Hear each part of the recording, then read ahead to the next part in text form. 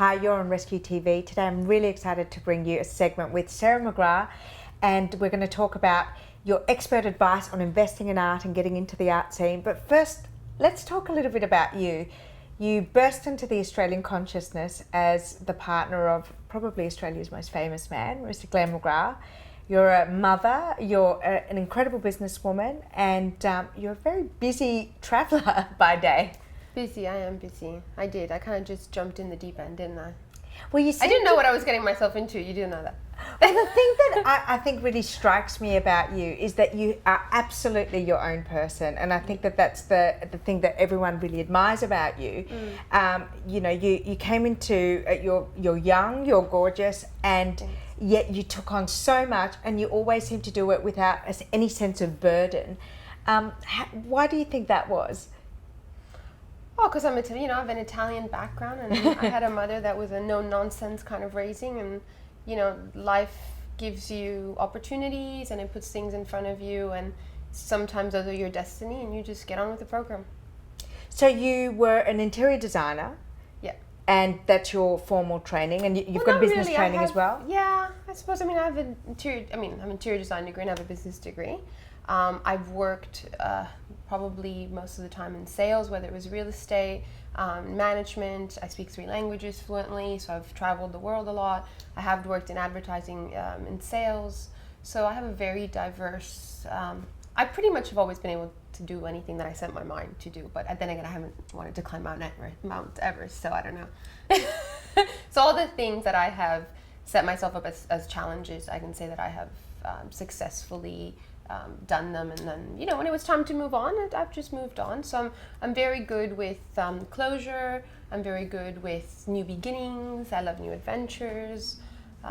She's a thoroughly modern girl. Yeah, but I have very old school values, and I think those were instilled by my mother and my father. So family for me is number one. Will always be, and my husband and as a stepmother, James and Holly are that's number one priority. We don't have another priority. Yeah. That is our family, because the stronger we're as a family unit, as a couple, the stronger everything else that we do, and everything works better. The minute you have friction inside, then that's when things don't work. So from the first moment that I arrived here, I wasn't out to get a career or to do this. Fell in love with this amazing, gorgeous man who was I'd never met anyone just like him. He's just amazing. He has his little faults, but he's amazing. And I knew that I took on this family, and we worked on getting united, and we worked on getting to know each other, and learning to be a couple with kids, and it's very different, than you meeting someone and then having your own kids. Sure. And we had many other challenges, being in the public eye. All these other things, but we never let any of that bother us. We were always focused on the inside, having fun, getting to know each other, growing together, and we have a very healthy family with the problems that every normal family has, because we have teenagers, and that's a handful at best. So yeah, and I just never let the scrutiny and the comments and the whatever bother me. I couldn't be So bothered. when did you start your career? Now, you have an art gallery in Chippendale in Sydney. When did you get into art? It's quite an ambitious project in itself to start and own an art gallery. Yeah. Well, I've always been very independent, even though I've worked for others, kind of this ownership of myself in whatever job I've done. And I think it was a natural. I had kind of started my own business when I was in South Africa. Then I met my husband, so that all kind of fizzled. But it's all right. And when I came here, it was different.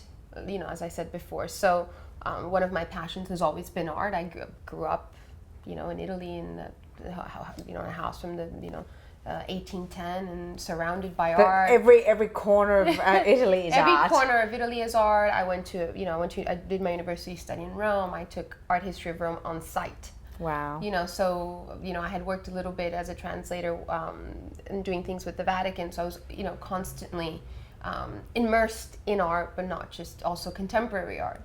But specifically, there was like a pivotal moment, pivotal moment was in 2000 and 2003 or 2000, about 2003, 2004, where with the real estate company that I was working with, we went to Art Basel, which is in Basel, which is Switzerland. amazing, yeah. The most amazing art fair. And I had actually, even though my parents collected art, they didn't go to art fairs per se, and to that extent. But if you're going to get inspired, Art Basel was probably the place to be. Yeah, I was not. It wasn't the art inspired me. I loved the art, but it was the art dealers, The scene, the job, the career. That was the part that I was extremely excited about. That I was like, this is a fantastic field. But I put it in the back of my mind. I'm a big believer in manifesting. Huge, I'm an advocate of the secret. I'm an advocate of positive manifestation. And do you have a vision board? I have mood boards, vision boards, you name them. And the whole family does. I make everyone sit down. In fact, people who don't know about the manifestation board, after 2 or 3 days hanging out with me, I make everyone do one because I think it's very important. Well, my manifestation board in front, next to my desk, is the magic manifestation board. So if anyone wants anything, I always tell them to pin it on my board. Okay, good. Everything I put up there, we get. So perfect. So that was kind of when I came here, and I looked around, and I went to a lot of art galleries, and I felt that there was space in the market, even though it was the worst time. I opened a business in the worst time possible. Yeah. For the art, for the art market, but that's okay. I saw that there was a gap, and I could fill that gap because I could bring to Australia some of the most interesting international artists, promote Australian artists. Is it modern art? Contemporary art. Contemporary. I mean, we do dabble in, I have access to things like Francis Bacon drawings, and I have access to secondary market. But we focus on the primary market. So let me ask you something. For our readers who are, perhaps they've got every handbag that they want, they've bought the house, the kids are at school, and they're really interested in buying something for themselves, and they're interested in potentially investing in art, either for pleasure or for profit. Where does someone start in Australia? Because it's not the most natural kind of art market. It's not something people talk about all the time. Where would you suggest for someone who's new to the scene to go and educate themselves about investing in art? Listen, I think that the best thing you could ever do if you want to begin your interest in art is to you can become a young ambassadors at the MCA. I think also the Art Gallery of New South Wales have a Contempo. So there's groups for younger people. I think you have to be under the age of 45 or something, or 42 to be part of that. But then again, that's good. Still there. Still make the cut. Yeah, you make the cut. Very affordable, and they invite you to lectures. There's a lot of events that are happening. So kind of self-education to attend. Well, the museums are they have programs, and through these programs and through that network, you can then educate yourself. It's a lot easier, I think, to do it through that as opposed to you maybe going through art gallery. But it definitely takes a commitment of you going to commercial art galleries. Sure. To see what is out there and what's happening. And the thing is that it doesn't have to be, there's nothing scary about buying art. I don't understand why some people are happy to splurge $50,000, $70,000 on a couch that someone's gonna spill Milo on, and goodbye Minotti or goodbye whatever. And then if people are thinking, oh, well, that's, $4,000 or $5,000. Ooh, I don't know. I don't understand how that, People have different priorities. They do, but with that said, artwork, first of all, you have to buy what you love. You Yes, must always buy yeah. what you love. I was going to ask you that. Do you buy from your heart or do you buy from your brain? I do a little bit of both, but my heart and my brain are connected. And what about art markets and more regional exhibitions? Do you ever suggest yeah, of course. for people to? I think it's very important.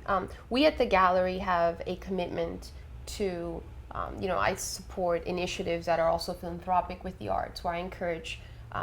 There's a program called the Archie Bull, and that sounds a funny name, but it's actually.